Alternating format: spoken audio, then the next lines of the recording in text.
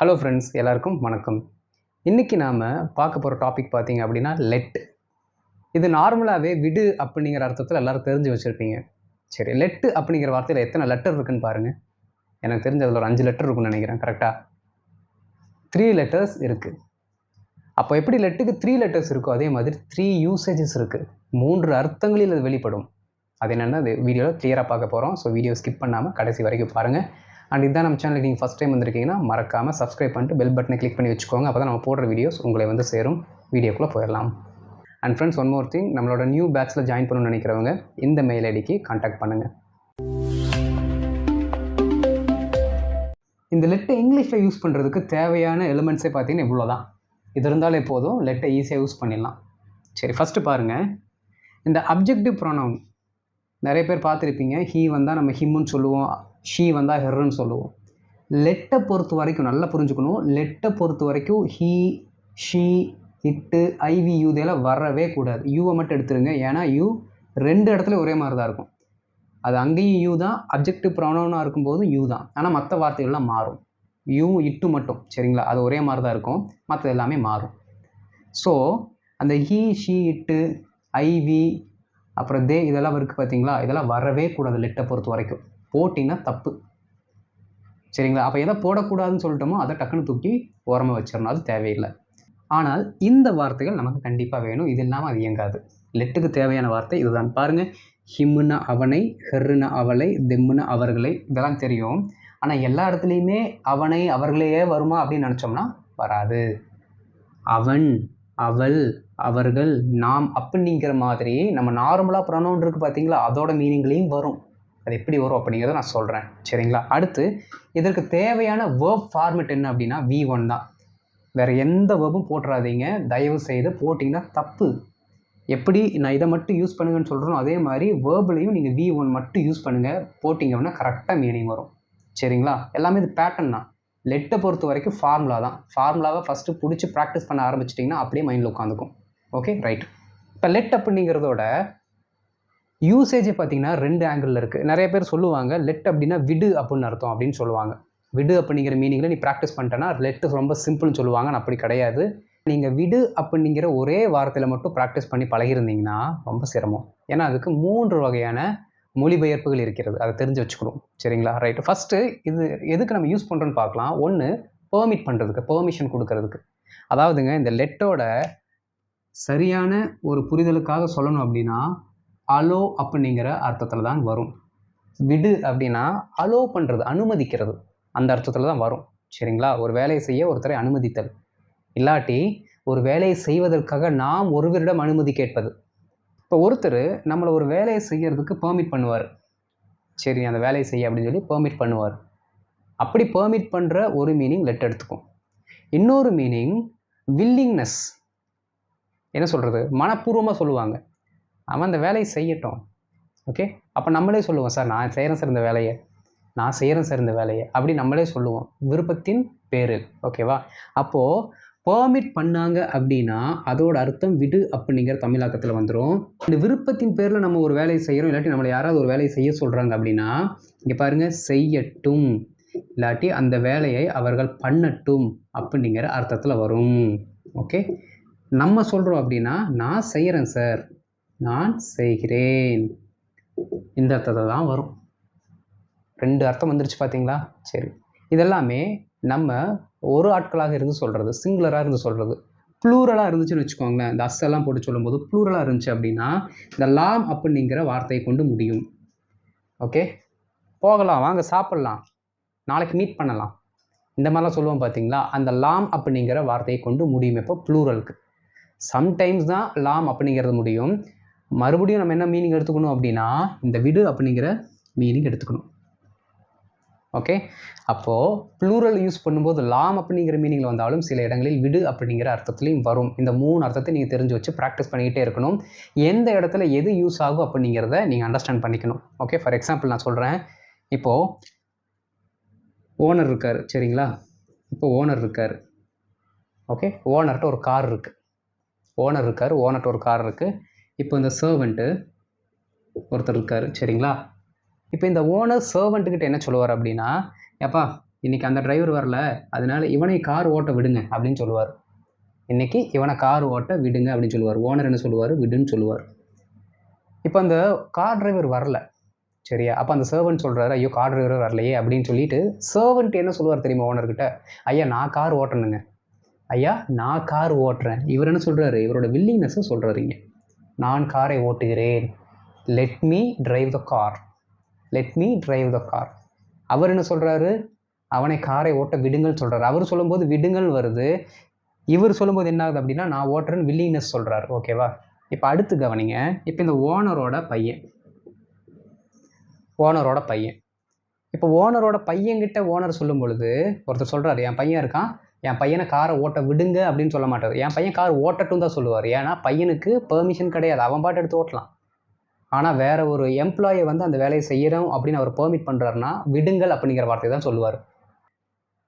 பையன் போயிட்டு அப்பா இன்னைக்கு நான் கார் ஓட்டுறேங்கப்பா கேட்க மாட்டான், உரிமையாக கேட்பான், அப்பா என்னை கார் ஓட்ட விடுங்க. அவர் ஓனராக இருந்தாலும் யாராக இருந்தாலும் என்ன, அவனுக்கு அவர் அப்பா தான். அப்பா என்னை கார் ஓட்ட விடுங்க, நான் ஓட்டுறேன் இன்னைக்கு அப்படின்னு என்ன சொல்லுவான். அவன் அந்த விடு அப்படிங்கிற டோன் எடுத்துக்குவான். புரியுதுங்களா? அதாவது விடு அப்படிங்கிற வார்த்தையும் நான் அந்த வேலையை செய்கிறேங்கிற வார்த்தையும் ஆட்களை பொறுத்து மாறும். ஓகே, புரியுதுங்களா? இப்போ விடு அப்படிங்கிறது ஆங்கிலத்தில் ஒரே சென்டென்ஸ் தான், ஆனால் தமிழில் ஆட்களை பொறுத்து மாறும், மொழிபெயர்ப்பு மாறும். ஓகே சரி, இதோட ஃபார்முலா என்ன அப்படின்னா பாருங்கள். ஃபஸ்ட்டு இந்த லெட் அப்படிங்கிற வார்த்தை வந்து அதற்கு அடுத்து உடனே என்ன வரணும்? இந்த வார்த்தை வந்து வரணும். Okay, objective pronoun. அதற்கடுத்து V1. இதற்கு அடுத்து வேறு ஏதாவது வார்த்தைகள் இருந்தால் போட்டுக்கலாம், ஆனால் இதுதான் formula. Laddu plus objective pronoun plus V1. இதை மட்டும் கரெக்டாக அப்ளை பண்ணிகிட்டே வந்தீங்கன்னா ஆன்சர் வந்துடும், நம்ம சென்டென்ஸ் வந்துடும். ரொம்ப சிம்பிளுங்க, 3 வார்த்தையில் சென்டென்ஸ் வந்துடும். 3 வார்த்தை தான், ரொம்ப ரொம்ப சிம்பிள். எக்ஸாம்பிள்ஸ் பார்க்கலாம். கரெக்டாக நான் சொல்கிறத அப்படியே ஃபாலோ பண்ணிட்டு வாங்க, அப்போ தான் உங்களுக்கு புரியும். ஓகேங்களா?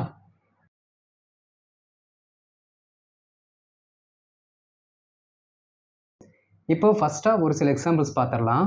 அது 2 மீனிங்லையும் பார்க்கலாம், சரிங்களா? தமிழில் தான் 2, இங்கிலீஷை பொறுத்த வரைக்கும் 1 தான். ஃபார்முலா பாருங்கள். லெட்டு வரணும், அதுக்கப்புறம் ஒரு அப்ஜெக்டிவ் ப்ரொனவுன் வரணும், அதாவது ஹிம்மு ஹெர் அதெல்லாம் வரணும், அதுக்கப்புறம் ஒரு V1 வரணும், அவ்வளோதான். பாருங்கள், என்னை போக விடு, என்னை போக விடு. ஓகே, இதில் இருக்க ஃபஸ்ட்டு நீங்கள் அந்த அப்ஜெக்டிவ் ப்ரொனவுன் யார், என்ன வேலையை செய்கிறாங்க அதை மட்டும் கண்டுபிடிச்சிங்கனாலே போதும். ஓகே, யார் இருக்கா இங்கே? என்னை, என்னைனா மீ. ஓகே, போக அப்படின்னா கோ, அவ்வளோதான். நமக்கு இருக்க ரூட் வேர்டு தெரியுமே, விடு, லெட்டு. அப்படியே போடுங்க பார்க்கலாம். ஃபார்முலா படி லெட், அப்ஜெக்டிவ் ப்ரொனவுன் வரணும், இங்கே இருக்கிறது மீ இருக்குது, லெட் மீ. அதுக்கப்புறம் ஒரு V1 வரணும், அது போகன்னு இருக்குது, அவ்வளோதான், கோ, முடிஞ்சு போச்சு. லெட் மீ கோ, என்னை போக விடு, என்னை போக விடுங்கள் அப்படின்னு அர்த்தம். லெட் மீ கோ, என்னை போக விடுங்கள். ஓகே, இப்போ நம்மளாக சொல்கிறோம், சரிங்க நான் போகிறேங்க. ஓகே, இப்போ கேட்குறாங்க அந்த இடத்துக்கு யாருங்க போகிறீங்க அப்படின்ட்டு. Sir let me go sir, நம்ம விருப்பப்பட்டு சொல்லுவோம்ல, சார் நான் போகிறேங்க சார், நான் போகிறேன், லெட் மீ கோ, அவ்வளோதான், விருப்பத்துடன் சொல்வது. ஓகே, அடுத்து பாருங்கள். அவர்களை சாப்பிட விடு, அவர்களை சாப்பிட விடு. ஓகே, ஃபார்முலா படி லெட்டு வந்துடணும்.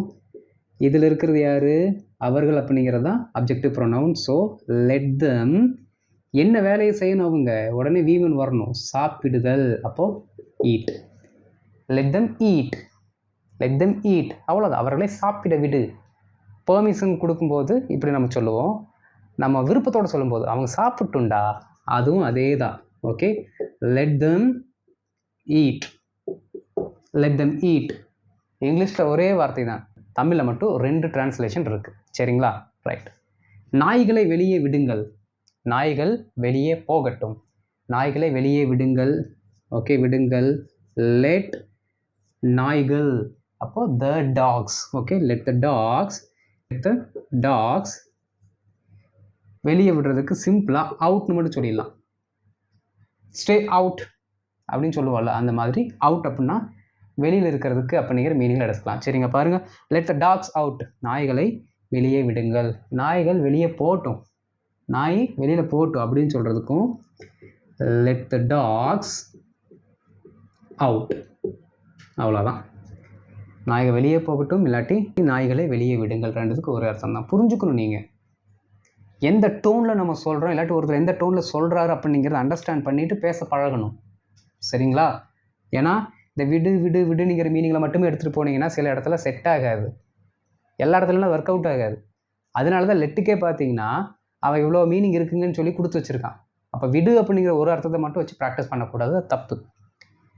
அவளை பேச விடு, அவளை பேச விடு ரொம்ப ஈஸி, நமக்கு தெரியும். லெட் அவள்னா ஷீன்னு சொல்லுவோம், ஆனால் இங்கே ஹெர் தான் போடணும். எங்கேயுமே பார்த்தீங்க அப்படின்னா ஹீ ஷீ அப்புறம் ஐவி யூ இதெல்லாம் எங்கேயுமே வராது. அப்ஜெக்டிவ் ப்ரொனவுன் என்ன இருக்கோ அதை மட்டும் தான் நம்ம போடுறோம். சரிங்களா? Let her speak, let her speak, அவளை பேச விடு. ஏன் அவளை டார்ச்சர் பண்ணுறீங்க? லெட் ஹெர் ஸ்பீக், அவளை பேச விடு. This is her chance, let her speak. புரியுதுங்களா? இது அவளோட சான்ஸ், அவளை பேச விடு. இன்னொன்று சொல்கிறேன், இது அவளோட சான்ஸு, அவள் பேசட்டும், அவள் பேசட்டும். Let her speak, let her speak, அவ்வளோதாங்க. ரைட்? நாம் கற்பனை செய்யலாம், எங்களை கற்பனை செய்ய விடு. ஓகே, நம்மளாம் ஒரு கேங்காக இருக்கும், ஏதாவது ஒரு பொருளை பற்றி என்ன பண்ணணும், நம்ம இமேஜின் பண்ணணும். நம்மளாம் இமேஜின் பண்ணுறதுக்கு ஸ்டார்ட் பண்ணும்போது ஒருத்தன் வந்து என்ன பண்ணுறான், சும்மா வந்து ஏதோ நம்மளை டிஸ்ட்ராக்ட் பண்ணிகிட்டே இருக்கான். நம்ம அவங்ககிட்ட சொல்லுவோம், டே எங்களை இமேஜின் பண்ண விடுடா, எங்களை இமேஜின் பண்ண விடு அப்படின்னு அவங்ககிட்ட நம்ம சொல்லுவோமா? அந்த அர்த்தத்தில் எழுதிக்கலாம். எங்களை கற்பனை செய்ய விடு, லெட் அஸ் இமேஜின், அவ்வளோதான். இமேஜின்ங்கிறது இங்கே V1. ஓகே, அஸ்ஸுங்கிறது உங்களுக்கு தெரியும், objective pronoun. Let us imagine, எங்களை கற்பனை செய்ய விடு.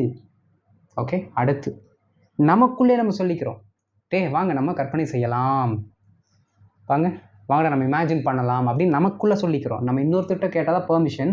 நமக்குள்ளே சொல்லும்போது நம்ம என்ன பண்ணலாம், வாங்கடா பண்ணலாம் அப்படின்னு சொல்லி நம்ம சொல்லுவோம்ல, அதனால தான் இங்கே செய்யலாம். இது 3வது மீனிங். முதல் மீனிங் என்ன, விடு. 2வது மீனிங் போகிறேன், சாப்பிட்டுட்டும், அந்த மாதிரி சொல்லுவோம். 3வது மீனிங் செய்யலாம், போகலாம், அந்த மீனிங்கில் வரும்னு சொன்னோமா, அதுவும் வந்துருச்சு. பாருங்கள், நாம் கற்பனை செய்யலாம், let us imagine, let us imagine. Okay, அப்போ நீங்கள் ஒரு நல்லா கவனிக்கணும், எந்தெந்த இடத்துலலாம் விடு அப்படிங்கிற அர்த்தத்தில் நாம் டிரான்ஸ்லேட் பண்ணுறோமோ அந்த இடத்துல எல்லாமே என்னை, அவர்களை, அவளை அப்படிங்கிற சத்தத்தில் வருது. எங்கெல்லாம் நம்ம வில்லிங்கு, போகலாம், அவங்க செய்யட்டும், அவங்க பாடட்டும் சொல்கிறோமோ அந்த இடத்துல எல்லாமே பிளெயின் நவுன் வருது பாருங்கள், அவ்வளோதான். இதுதான் அதுக்கும் இதுக்கும் இருக்க டிஃப்ரென்ஸ். புரிஞ்சுங்களா? நான் சொன்னேன் அப்ஜெக்டிவ் ப்ரொனவுனுக்கு 2 அர்த்தம் வருது அப்படின்ட்டு. இப்போ விடு அப்படிங்கிற அர்த்தத்தில் நம்ம எடுத்தோம் அப்படின்னா என்னை, அவர்களை அப்படிங்கிற சத்தத்துலையும், போகட்டும், வரட்டும் அப்படிங்கிற அந்த வில்லிங்னஸை சொல்லும் பொழுது என்ன ஆகும் அப்படின்னா நான், அவர்கள், அவள் அப்படிங்கிற ஒரிஜினல் நவுன்ஸ் வந்துடும்.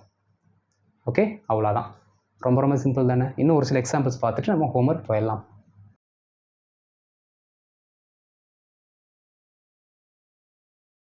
இதுக்கு முன்னாடி ஸ்லைடில் நாம் V1ஓட முடிச்சிருப்போம். ஆனால் இங்கே என்ன பண்ண போகிறோம் அப்படின்னா அந்த V1க்கு அடுத்தும் அந்த சென்டென்ஸ் கண்டினியூ ஆகிற மாதிரி கொஞ்சம் பெருசாக போகிறோம். ஏன்னா அதையும் நீங்கள் ப்ராக்டிஸ் பண்ணி பழகணும். சரிங்களா? பாருங்கள், நான் அதை கையாளுகிறேன், இல்லாட்டி என்னை அதை கையாள விடுங்கள், 2 அர்த்தத்தில் வரும். சரிங்களா? ரொம்ப சிம்பிள். நான் கையாளுகிறேன், அதுதான் கான்செப்டே. என்னை கையாள விடு, எக்ஸ்ட்ரா இருக்க வார்த்தை தான் அதை.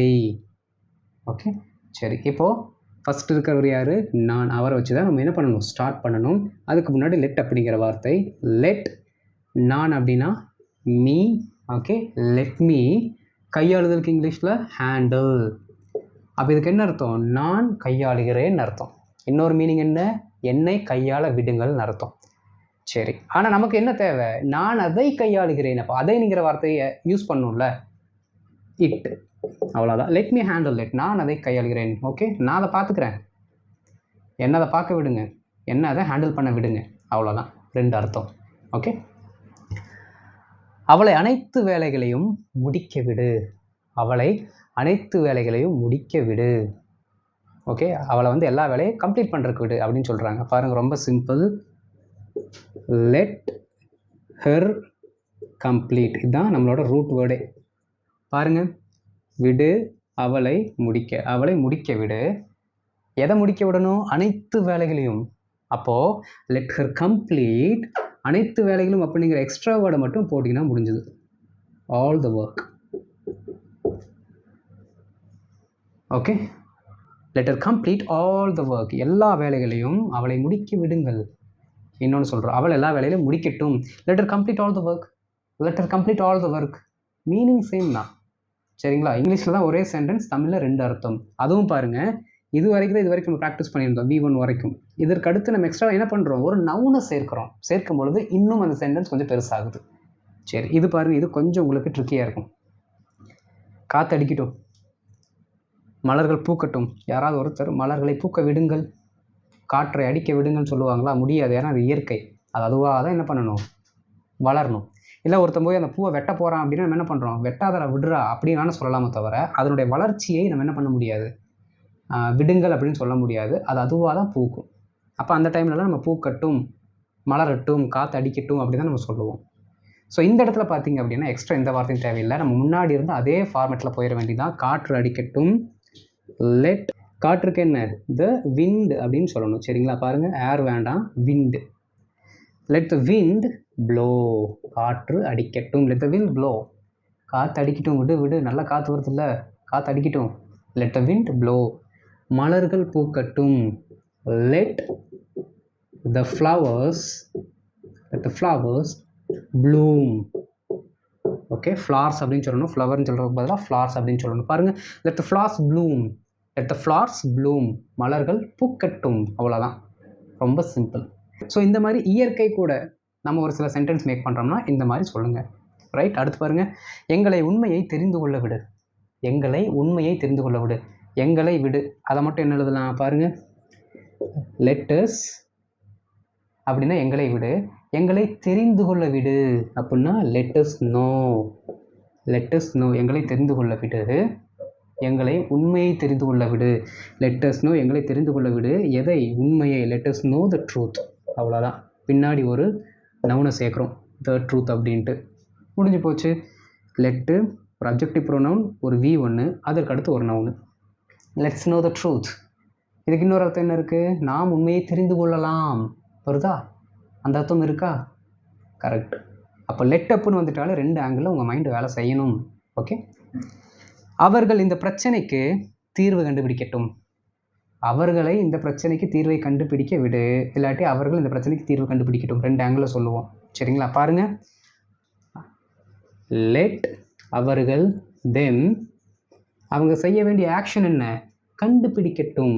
Let them find. அவ்வளோதான். லெட் தெம் ஃபைண்ட் எது, சொல்யூஷன். எதற்கு, ப்ராப்ளத்துக்கு. ஓகே, பாருங்கள், let us find the solution. எதற்கு, இந்த ப்ராப்ளத்துக்கு, டு திஸ் ப்ராப்ளம். அவ்வளோதாங்க, முடிஞ்சு போச்சு.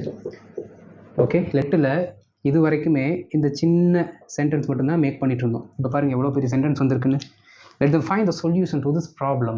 Let us find the solution to this problem. அவர்களை இந்த பிரச்சனைக்கு ஒரு வழியை, ஒரு தீர்வை கண்டுபிடிக்க விடுங்கள், இல்லாட்டி அவர்கள் கண்டுபிடிக்கட்டும் அப்படிங்கிற அர்த்தத்தில் சொல்கிறோம். புரியுதுங்களா? ஒரு சில இடத்துல நம்ம சொல்லுவோம் let you know அப்படின்னா உன்னை தெரிந்து கொள்ள விடுகிறேன்னு அர்த்தமா? விடு அப்படிங்கிற ஒரே மீனிங்கில் எடுத்து அப்படி தான் வரணும், let you know அப்படின்ட்டு. அந்த இடத்துல மாறும். ஓகே, உங்களுக்கு தெரியப்படுத்துகிறேன், let you know. let me know, நான் தெரிந்து கொள்கிறேன்.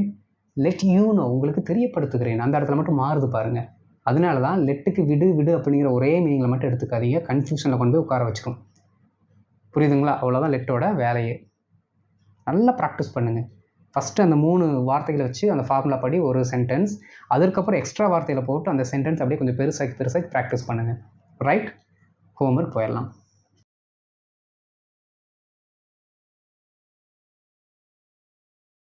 இப்போ ஹோம்ஒர்க் பாருங்கள். நான் அவர்களை சந்திக்கிறேன். நான் ஒரு வார்த்தையில் தான் எழுதியிருக்கேன், அதை 2 ஆங்கிளில் நீங்கள் அண்டர்ஸ்டாண்ட் பண்ணிக்கணும் தமிழில். சரிங்களா? நான் அவர்களை சந்திக்கிறேன், அவர்களை அடுத்த கட்டத்திற்கு போக விடுங்கள். ஓகே, நாம் இந்த அரண்மனையில் சிறிது காலம் தங்கலாம். அந்த சிறிது காலம் அப்படிங்கிறதுக்கு ஃபார் சம் டைம் நீங்கள் வார்த்தை யூஸ் பண்ணிக்கோங்க. அவனை பணம் செலவு செய்ய விடு. தனுஷ் என்னை சந்திக்கட்டும், இல்லை தனுஷை என்னை சந்திக்க விடுங்கள் அப்படிங்கிற அர்த்தத்தை நீங்கள் எடுத்து ட்ரான்ஸ்லேட் பண்ணணும். ஓகே, அடுத்து இன்னொன்றுங்க, நான் ஃபார்முலாவில் சொல்லும் பொழுது லெட்டு, அதற்கப்புறம் அப்ஜெக்டிவ் ப்ரொனவுன், அதற்கப்புறம் ஒரு V1 வரணும்னு சொன்னேன். ஒரு சிலர் என்ன பண்ணுவாங்கன்னா இந்த அப்ஜெக்டிவ் ப்ரொனவுனுக்கு அப்புறம் தேவையில்லாத ப்ரிப்போசிஷன் போடுவாங்க. லெட் மீ கோ அப்படின்னு சொல்கிற பதிலாக லெட் மீ டு கோ அப்படின்னு சொல்லுவாங்க. லெட் மீ டு கோ அப்படின்ட்டு தப்பு. ஓகே, அப்ஜெக்டிவ் ப்ரொனவுனுக்கு அப்புறம் அதற்கு தேவையான வேர்பை மட்டும் போடுங்க, இடையில எந்த ப்ரிப்போசிஷனும் போடாதீங்க. ஒரு சில இடங்களில் வேர்பு ப்ரிப்போசிஷனோட சேர்ந்தே வரும். அந்த மாதிரி வேர்பை பிரிக்க முடியாது, பிரித்தா அது வேர்பாகவே இருக்காது, மீனிங் வராது. அந்த மாதிரி வேர்பை தவிர மீதி இருக்க எல்லா வேர்புமே நீங்கள் பிளெயினாக தான் போடணும். அதுக்கு இடையில ப்ரிப்போசிஷன் போட்டு வச்சிடாதீங்க, தப்பு தான் வரும். ஓகே, சரி. இந்த ஹோம்ஒர்க்கெல்லாம் கரெக்டாக பண்ணி கமெண்ட்டில் போட்டுருங்க. நான் பார்த்துட்டு உங்களுக்கு ஆன்சர் பண்ணுறேன். இந்த வீடியோ உங்களுக்கு பிடிச்சிருந்தா லைக் பண்ணுங்கள், ஷேர் பண்ணுங்கள், மற்றவங்களும் தெரிந்து கொள்ளட்டும். அண்ட் இதான் நம்ம சேனலில் நீங்கள் ஃபஸ்ட் டைம் வந்திருக்கீங்க, எங்களை ஃபஸ்ட் டைம் பார்க்குறீங்க அப்படின்னா நம்ம சேனலை சப்ஸ்கிரைப் பண்ணி வச்சுக்கோங்க. பெல் பட்டனை கிளிக் பண்ணுங்கள். அப்போ தான் நம்ம போடுற வீடியோஸ் உங்களை வந்து சேரும். அடுத்த வீடியோவில் பார்க்குறேன். அது வரைக்கும் இதை நல்லா ப்ராக்டிஸ் பண்ணி வச்சுக்கோங்க. ரொம்ப ரொம்ப முக்கியம் எவ்ரிடே கம்யூனிகேஷனுக்கு. ஓகே, அடுத்த வீடியோவில் பார்க்கலாம். தேங்க்யூ.